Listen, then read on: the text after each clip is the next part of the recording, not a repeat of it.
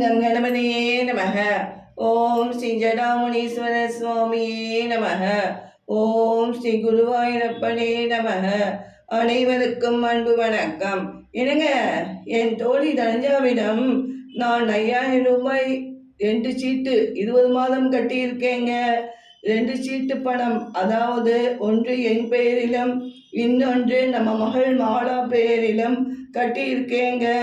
இன்று மாலை வந்து சீட்டு பணமும் 2 லட்சம் ரூபாயும் சரியான நேர தேதிக்குள் 20 மாதம் பணம் கட்டியதால் போனஸ் பணம் ஒரு சீட்டுக்கு 5000 ரூபாய் என்று 2 சீட்டுக்கு 10,000 ரூபாயும் ஆக மொத்தம் 2,10,000 ரூபாய் வந்து வாங்கிட்டு போக சொன்னா தனுஜா என்றாள் ரமா. தனியா போய் அவ்வளோ பணம் வாங்கி வர பயமா இருக்குங்க. அதான் நீங்க கூட வந்தாலும் சரி, இல்லை நீங்களே போய் வாங்கிட்டு வந்தாலும் சரிதாங்க என்றாள் ரமா. சரிம்மா ரமா, மாலை நான் மேனேஜரிடம் சொல்லிட்டு சீக்கிரம் வந்துடுறேன் என்றார் ராஜா. மா, இன்னைக்கு சீட்டு பணம் எடுக்க போறீங்களாம்மா? சூப்பர்மா. நாளை அட்சய திருதியைக்கு நகைக்கடையில் எனக்கு பிடித்த டிசைனில் நெக்லஸ் வாங்கணும்மா என்றாள் மகள் மாலா. ஓகேம்மா மாலா, வாங்கலாம்மா என்றாள் ரமா. சரிங்கம்மா, லஞ்ச் பாக்ஸ் தாங்கம்மா, ஐ எம் ஆல்ரெடி லேட்மா என்றாள் மாலா. இந்தாம்மா என்று மாலாவிடம் லஞ்ச் பாக்ஸ் தந்தாள் ரமா. ரமா ராஜாவின் ஒரே மகள் தான் மாலா. 2 டிகிரி முடிச்சிட்டு ஒரு கம்பெனியில் வேலை செய்கிறாள் மாலா. 40,000 ரூபாய் சம்பளம் மாலாவுக்கு. அதில் தான் தன் பெயரிலும் தங்கள் மகள் மாலா பெயரிலும் சீட்டு கட்டி வந்தாள் ரமா. மாலாவுக்கு நல்ல இடத்தில் கல்யாணம் செய்து தரணும் என்று வசதியான வரன் பார்க்க ஆரம்பித்து விட்டாள் ரமா. மாலா அமைதியான நல்ல பெண். மாலாவின் அப்பா ராஜா ஒரு ஆபீஸில் மேனேஜருக்கு பிஏவாக வேலை செய்கிறார். மாலை மேனேஜரிடம் சொல்லிவிட்டு கிளம்பலாம் என்று வந்தார் ராஜா. ஆனால் அதற்குள் மேனேஜர் ராஜா, இந்த ஃபைல் கொஞ்சம் பாருங்க, எல்லாம் சரியா இருக்கா என்ன என்று செக் பண்ணிடுங்க ராஜா என்றார் மேனேஜர் மாதவன். சரிங்க சார் என்று ஃபைல் செக் செய்தார். எல்லாம் சரியா இருக்குங்க சார் என்றார் ராஜா. சரிங்க ராஜா, அப்போ இந்த ஃபைலை அனுப்ப வேண்டிய கம்பெனிக்கு கரெக்டா அனுப்பிடுங்க ராஜா என்றார் மேனேஜர் மாதவன். ஓகே சார் என்றார் ராஜா. இப்பவே மணி 7:30 மணிக்கு மேல் ஆகிவிட்டது. இனி நாம் வீட்டிற்கு போய் ரமாவை அழைத்து போவதற்குள் இன்னும் லேட் ஆகிவிடுமே. ரமாவிடம் விஷயத்தை சொல்லிவிட்டு நாமே போய் சீட்டு பணம் வாங்கி வந்துடுவோம் என்று நினைத்தார் ராஜா. ஆபீஸின் உள்ளே சரியாக டவர் கிடைக்கவில்லை. எனவே ஆபீஸ் வெளியே நின்று ரமாவிடம் பேசினார் ராஜா. சரிங்க, அப்போ நீங்களே தனுஜா வீட்டுக்கு போய் சீட்டு பணம் போனஸ் பணம் சேர்த்து 2,10,000 ரூபாய் வாங்கி வந்துடுங்க என்றாள் ரமா. ஏன் ரமா, அவங்க ஜிபே போன்பே செய்து விடலாமே என்றார் ராஜா.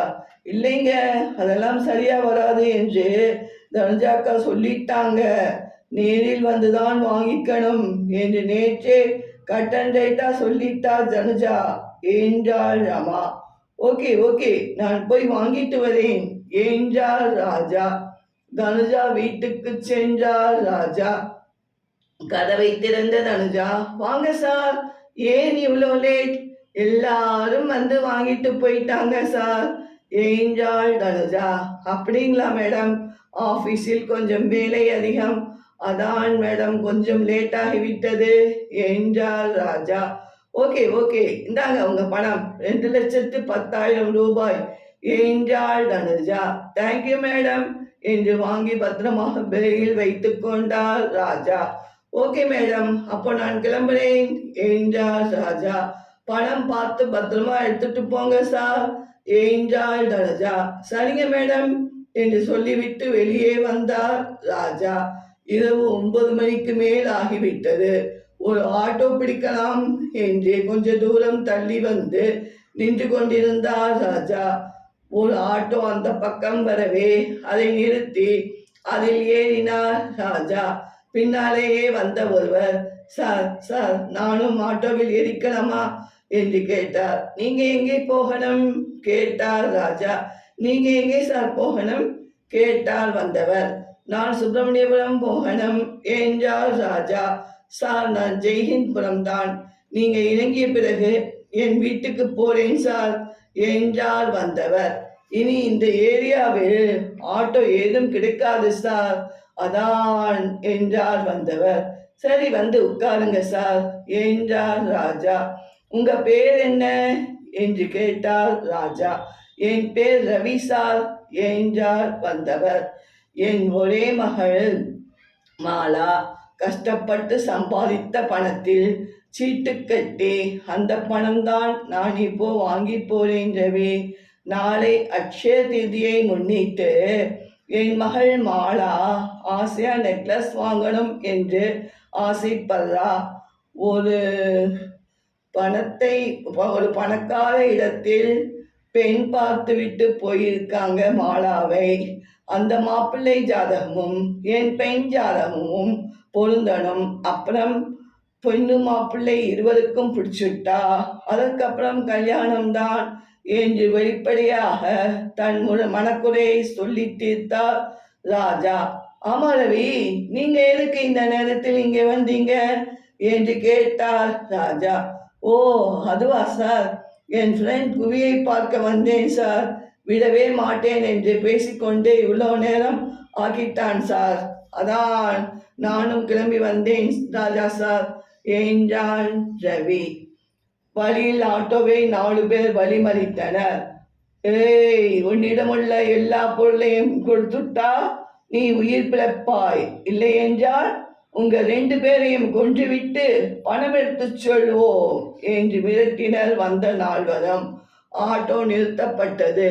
ரவி தான் 4வரிடமும் சண்டை போட்டு விரட்டிவிட்டான். வாங்க போகலாம் என்றார் ஆட்டோ டிரைவர். ரொம்ப ரொம்ப தேங்க்ஸ் ரவி என்றார் ராஜா. வாங்க, உள்ளே வாங்க, வீட்டுக்குள்ளே வாங்க, ஒரு காப்பி குடிச்சிட்டு போங்க என்றார் ராஜா.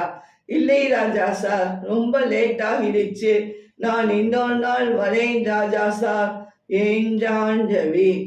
ஆட்டோ செல்லும் வரை நின்று கையசைத்தார் ராஜா.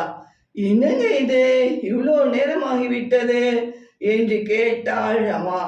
அதை ஏன் கேட்கிறேன் ரமா என்று ராஜா நடந்ததை சொன்னார்.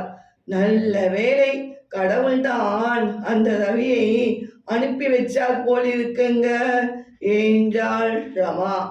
ஆபீஸின் வெளியே ராஜா போன் பேசுவதை கேட்டு ராஜாவிடமிருந்து பணம் கொள்ளையடிக்க பின்தொடர்ந்தவன் தான் ரவி என்றும் ஆட்டோவை வழிமறித்த 4வர் ரவி நாட்கள் தான் என்பதும் பாவம் இந்த ராஜாவுக்கு தெரிய வாய்ப்பே இல்லை. ராஜாவின் மனம் நெகிழும் கதையை கேட்டு தன் மனதை ரவி மாற்றிக்கொண்டான் என்பதும் ராஜாவுக்கு தெரிய நியாயம் இல்லை. இது போன்ற வீடியோ காண சப்ஸ்கிரைப் செய்து கொண்டு தொடர்ந்து கண்டுகளியுங்கள். நன்றி, வணக்கம்.